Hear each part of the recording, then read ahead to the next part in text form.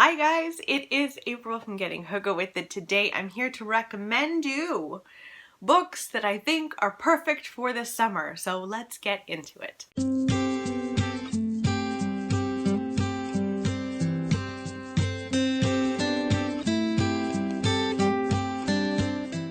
Before we get into the actual video, I need to warn you, I've got a little pumpkin over here. Very tall, but still small little pumpkin. So she's beside me hanging out. Libby is snoring away on her bed over there, and we're all in the library and we're ready to talk about some exciting books. I've got lots of thrillers here. I've got a few contemporary books. I've got a few historical fiction, and then we're going to round it off at the end with some horror books that I think are great for summer. So let's dive in. We're starting with thriller because I think most people reach for thrillers in the summer. I find myself reaching more for horror than any other genre in the summer, and this is a theme that keeps coming up every year. I don't know what that's about. Shouldn't horror be for fall? I don't know. Not for me. In any case, we're talking about thrillers. The first thriller book that I think would be perfect for you to read this summer is The Chalk Man. I don't know if maybe you've already read it. It's by C.J. Tudor. This is very much inspired by Stephen King's It. It follows a group of kids in 1986. They're all, not the most popular kids. And what ends up happening is they spend the summer together and they draw little chalk men at the end of each other's driveway to say, today we're going to go to the park, to meet us at the library, what have you.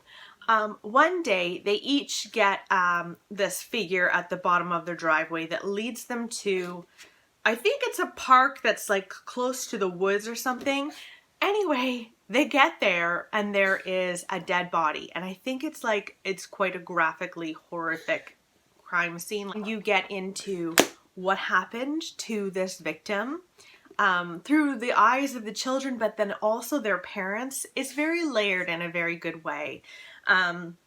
So I really enjoyed this book. I sat down and I devoured this in like 2 or 3 days. I really, really liked it.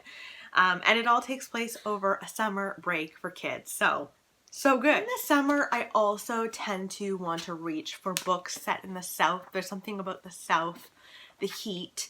And so here's a thriller that involves that. And this is Sharp Objects by Gillian Flynn. If you have watched the adaptation, that was wonderful. I always think the book is better, almost always. But this was really, really good. This follows a reporter named Camille, and she has kind of escaped her small town that she grew up in the South. She essentially has to go back to her small town because there's a string of murders happening there where little girls are being killed and their teeth are being pulled out by the killer. Very disturbing and weird. And she has to go back and find out what happened. She also has to deal with a very strange and discomforting family. Like, her mother is not the most ideal mother by any stretch of her imagination. And then also she has a half-sister and a stepdad who are also kind of weird, and she's trying to, get along with all of these people that she's also tried to escape. So it does flash backwards into her childhood and her problematic childhood, and then she's also trying to solve this mystery. I really loved this book so much. I think this is set in the South, if I'm not mistaken. I'm worried that I'm thinking that it's set in the South just because of the mini-series. It's been a hot second since I've read this. In any case, it's a wonderful, you can't go wrong reading any Gillian Flynn at any time. I really love that one though. The next book is The Night Visitor by Lucy Atkins. This is a mystery It is a thriller, but it's more mystery than thriller, I would say. This follows two women. One of them is a biographer, and she's just finished writing this biography, and she's at the launch party, and she's looking around the room, scanning the room for this woman named Vivian. And she's terrified Vivian's going to show up because Vivian knows her secrets. Now, Vivian, it turns out, has helped Olivia write this biography and has had a real hand in it. And Olivia isn't really giving Vivian the props that she deserves. And this is full of secrets. Now, one of the reasons that I think this is a good summer read is I think much of it takes place over summer. There's a summer house in this. There's the study of bugs in this. There's just lots of summery things in this book that I think makes it perfect for it. If you are nervous about the thriller genre and want something lighter, I suppose, this would probably be it because it is lighter. But it's also wonderful, and I loved the writing style. Very gothic vibes as well. Anywho, next is a Riley Sager because Riley Sager is summer to me. All of his books always come out in summer, and I always read his latest book as soon as it comes out. Now this is last year's book that he came out with, but I loved it. This is Lock Every Door. This is a retelling of Rosemary's Baby without any babies. There are no babies, but there is a super creepy apartment building. And this follows a girl who becomes an apartment sitter in the Bartholomew Apartments, which is this grand, very sought after apartment building in New York. Nobody gets to live there because it's like millions of dollars to live there. And so we've got this girl who's like down on her luck.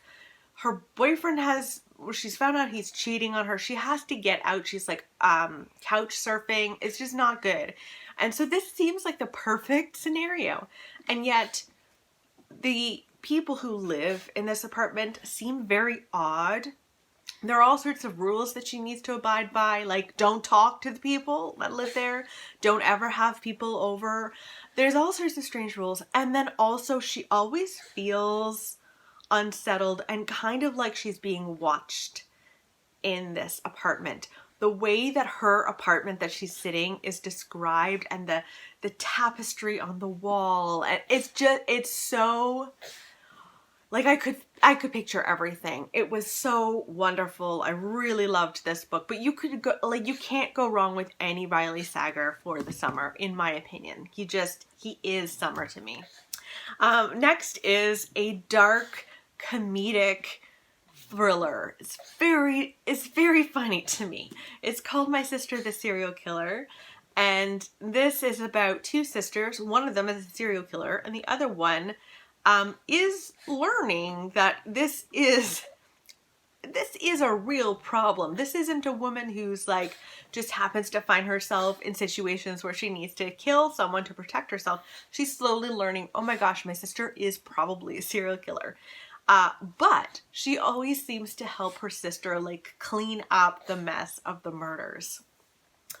And this woman who has this, very disturbing sister, she is a nurse and she works at this hospital and she has a crush on this doctor. Well, doesn't her sister walk in one day, who's gorgeous and also, terrifying, and she starts making eyes with that doctor. And so our main character feels like she has to try and protect him. It's very good. The reason that I think this is so summery is there's one scene of her sister, the serial killer, eating an ice cream cone while also trying to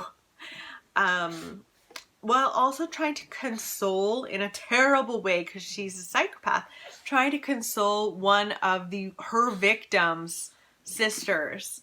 And it's so funny and awkward, and like that scene to me really brought to life that character. And there's just something about, it dripping outside, very summery, very hot, very good.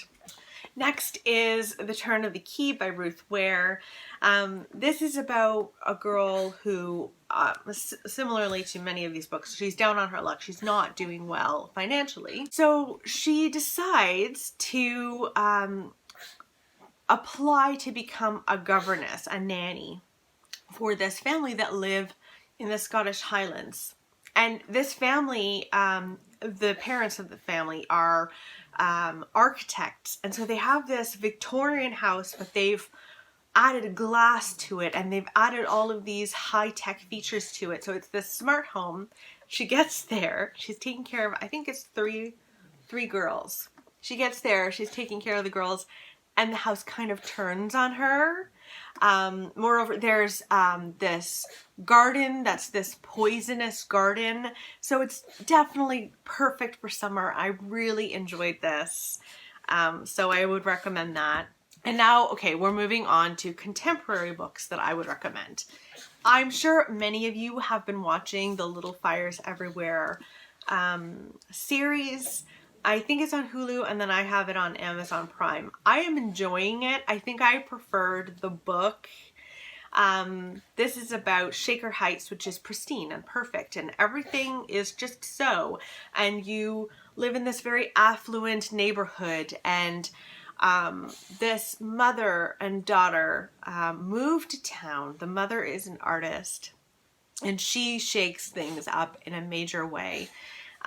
She starts working for one of the affluent parents there, and it's just a mess. Their children get involved with one another, become friends, become more, and they get involved in each other's children's lives. And I did feel at the end that I was being pushed in a certain direction. I don't want to give anything away. I felt like there was a good side and a bad side, and I wish that there was more gray to this. But I really enjoyed it very, very much. And I think you would too. Okay, 2 more contemporary. Now, okay, confession.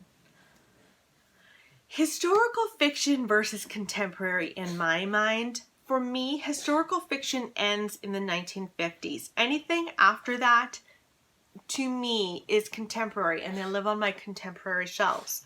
Both of these books take place in the 60s, so I feel like some of you are going to be like, that's not contemporary, but I think it is. And so here they are. Okay, first is The Girls by Emma Cline. Oh, that's so good. This is a book about the Manson family. It never states that it's about the Manson family, but it's about the Manson family. We follow a woman, we kind of go back and forwards in time, and she's telling the story of her teenage life and her association with this family. And she sees these girls, and they're part of the Manson family, and she's like enamored by them, and she goes to live with them for a time because she's completely misunderstood by her parents.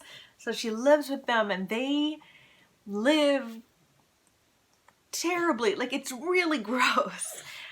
They're very messy, and there's so many scenes in here where I felt like taking a shower, because they'd be like chopping up fruit and eating fruit, and it just dripping everywhere, and you felt sticky reading it. It's so good. There is bits in here about one of the murders. I don't remember it going into graphic detail, but at the same time, guys, I read horror and thriller, so I don't want to point you in the wrong direction in case that's triggering and uncomfortable for you, but just pick it up with some caution for yourself. I thought it was wonderful, and I really enjoyed her writing style. It just felt very vivid, and it felt like summer. Oh my gosh, big time. Another book that really felt like summer, wow, is The Trouble with Goats and Sheep by Joanna Cannon. This is a book that follows 2 little girls in the 60s. They live, it's not the 60s, it's 1976, but it does go back in time 10 years. It kind of flips back and forth. And we follow these girls, and they're going door to door in their little tiny neighborhood. It's like on this one street, essentially. And they're trying to figure out why one of the women went missing. She just vanished one day, and they want to find out what happened. As they go to these houses and spend time with the homeowners, you as an adult get little glimpses of what the life that these people are living in each of these houses. Some of the people are being abused by their husbands. It's so interesting because they don't pick up on it because they're little kids and they just don't get it. They might have an inkling that something's wrong, but they don't fully understand. But you as the reader do. I thought that was amazing. And then it goes back in time 10 years before, where another mystery happened.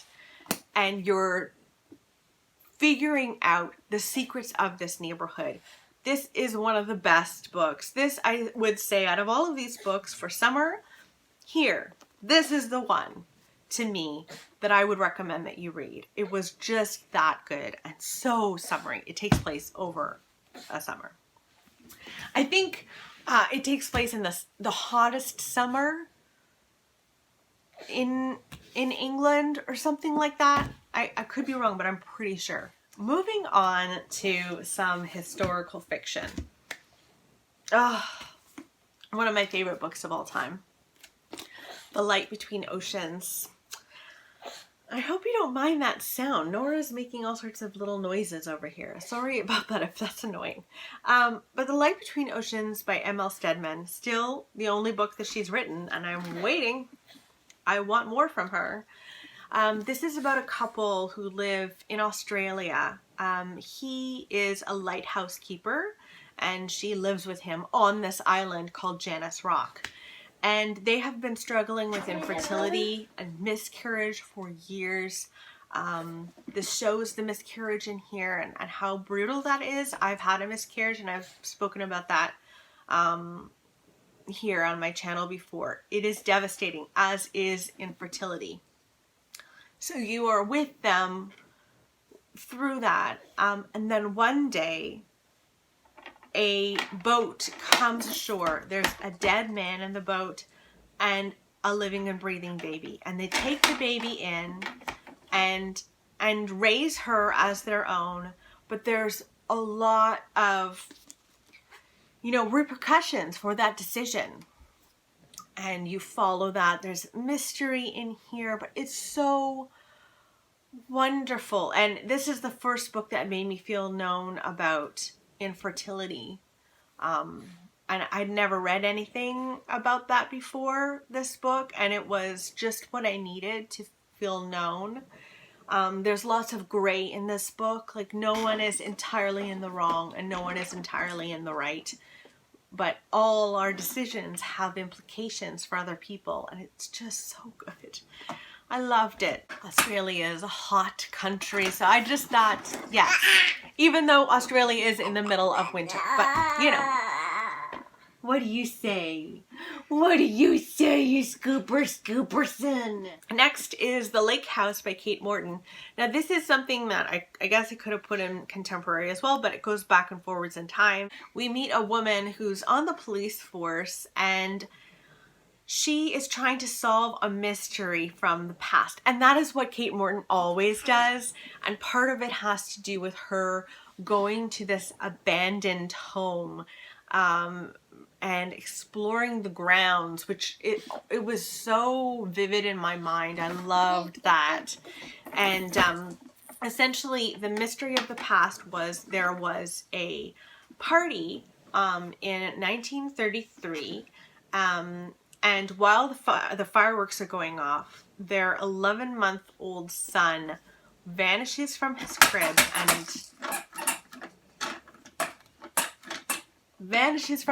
and is never found again.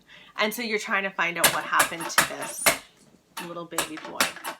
Nora, that's very loud. And then the last historical fiction that I would recommend to you for the summer is Before We Were Yours by Lisa Wingate. This follows a group of children. They're all siblings, and they are essentially kidnapped from their homes, when their mother is going into labor. Now, these are poor children living in the South. They live in Tennessee, I believe, and they're stolen and taken to the Tennessee Children's Home Society orphanage. And this woman, this terrible woman who actually existed, named Georgia Tan, literally would kidnap children who were poor and then essentially sell them to rich families. The rich families had no idea that this was happening, but it was, and so many families were torn apart because of this terrible woman. And it's about the siblings, and there's also, you know, the mystery of what happens to them. You know, they don't all stay together, and what happens to them later on in their lives. I thought it was really good, and I enjoyed it. I didn't like her recent one at all, but I enjoyed this one. I don't know if I'll read lots of Lisa Wingate, because I really didn't like her latest one, but that one was good. And now I needed to add a Gothic book to the mix, and this is like the queen of Gothic literature. Okay, I shouldn't say that. Charlotte Bronte is the queen. This is the princess, the modern queen. Anyway, it's Rebecca by Daphne du Maurier. This is about a woman who is not named. Oh, you love Rebecca. Yeah. This is about a woman who is not named. She meets a man, this very handsome, wealthy man named Maxim de Winter. And it's like this very quick romance, and he asks her to marry him and go and live with him at Manderley, his estate. And she agrees, and when she gets to Manderley, she realizes that she is not really welcomed by the people that live there. He was married before, and his first wife died tragically. And the staff loved his first wife. They don't really love her. And she feels constantly compared to his first wife named Rebecca. Now, Manderley, the setting was glorious. Like, I could see everything. There are these dogs that he has, and you could just see the dogs following her around the home. It was absolutely fantastic. I so highly recommend this for the summer. And now, finally, we're moving on to 2 horror books. The first is Within These Walls by Anya Alborn. I just recently finished this. Now, this isn't like one of my favorite horror books, but I liked it, and it takes place over a summer. We follow a true crime writer who had this big hit. Since then, he hasn't been able to write anything of significance since. So this mass murderer asked to be interviewed by our main character, and he says, the only deal is you have to move here. You have to move here for the summer. You have to stay in the house where the murders happened. And so he agrees, and he brings his teenage daughter with him. That is not mentioned on the back. You follow the teenage daughter pretty much for much of it. So, yeah, and it all takes place over the summer, and it was good. It wasn't as amazing as I thought it was going to be, but for a horror book set in the summer, I think this would really fit the bill, and a lot of people love this book. Next and last, but not least, is The Cabin at the End of the World by Paul Tremblay. This is about a family who own or rent this cabin for part of the summer. And their little daughter, Wen, is outside playing, and this man comes up the lane, and he says, whatever happens, what's about to happen is not your fault. And he goes to the door, and she runs inside, tells her dads, and they're trying to, like, keep these people out. essentially a group of people have come up the driveway wielding these very strange weapons that they've created themselves. And it's a home invasion story that will screw with you. They're saying, we're not going to hurt you, we just want your help to save the world. Anyway, it takes place over the summer, and I thought it was wonderful. I loved this book. Very violent. Lots of body horror, which I don't usually like. But Paul Tremblay, I mean, yes. That's it, guys. These are all of the books that I would highly recommend that you read for the summer. I really enjoyed these books, so I hope that you do too. Let me know in the comments below if you have any book recommendations for summer reads. I hope you are doing well. In the description box below, I've got my Instagram page, my GOODREADS, my Amazon wish list, and of course my Patreon page as well if you'd want to hop over there and support me there. I hope you're doing super well, and I will talk with you soon. I hope you have a wonderful summer full of amazing reading, and I'll talk with you soon. Bye, guys.